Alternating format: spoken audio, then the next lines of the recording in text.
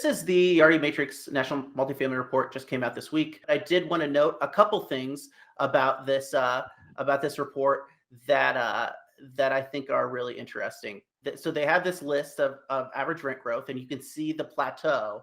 And we've mentioned that rents are maybe kind of, it's not the breakneck speed. Things are kind of cooling off, and you can see that this is a nice, really illustrative graph here. So you see that growth from February 2021 up until really kind of October, where it plateaus then from October 21 to the end of the year, with slower growth, really less perceptible.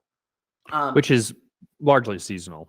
Yeah. And that is a good thing to note.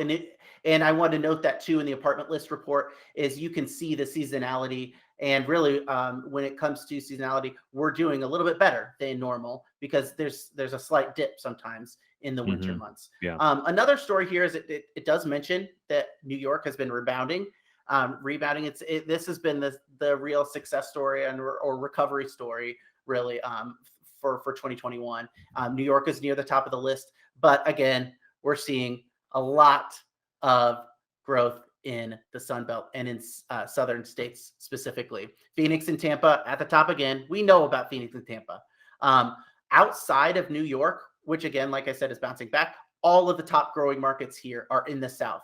I don't want to say that Sun Belt is old news because our continued growth is still happening and still newsworthy, but I am very interested in seeing how much investor attention and competition from buyers have affected cap rates in these markets.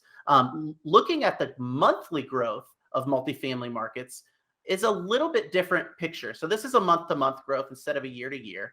And you see a little bit of cracks forming, not necessarily cracks, but just it's a more varied picture. Southern markets are still dominant. They're not the near perfect majority.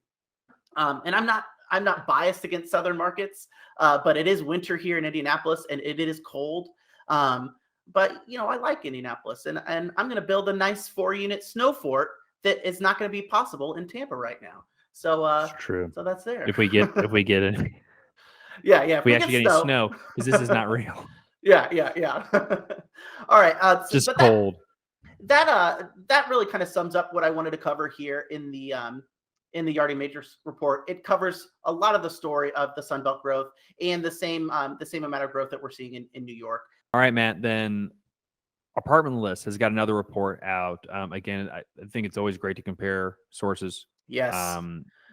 So Apartment List National Report. Yeah, just get us right into it. What are the big takeaways? Like I said, like all of these, the Yardi Matrix report and the Apartment List report, and all of any one of these would be like an anchor, a solid anchor for a Gray Report news video. So I wanted to mention this Apartment List because after reading this, you're kind of noticing all these commonalities between these three reports and a little bit of unique differences. So it's nice to be able to compare these three things, measuring the same kind of scope at the same time.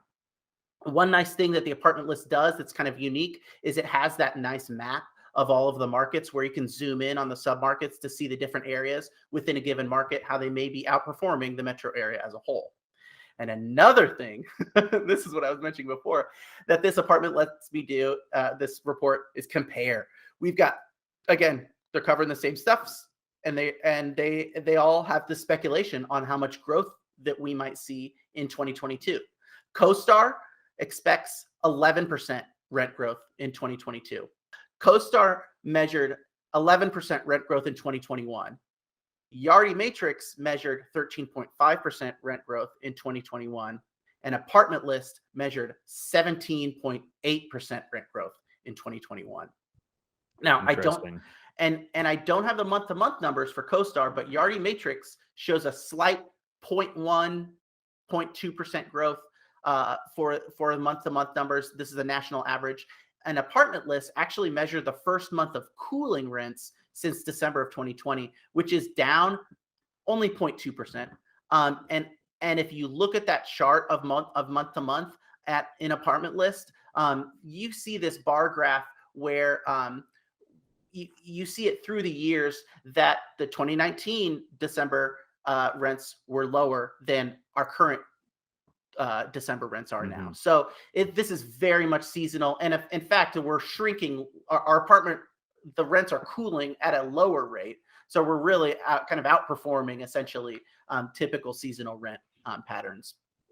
And So still outperforming, but again, Matt, a theme of returning to normal is really yeah, again is what we are seeing. We're seeing a deceleration. Doesn't mean a reduction, just means a deceleration from. I mean, we were going, we're like going like Mach 5 here, and we're like, we can't go any, we're gonna structural integrity is going to start to break down at some point, and wages they're growing, but they're not growing that fast, and we don't you only want to see so much growth, because then that's when we get into it. Are we in a bubble? Those conversations that's right.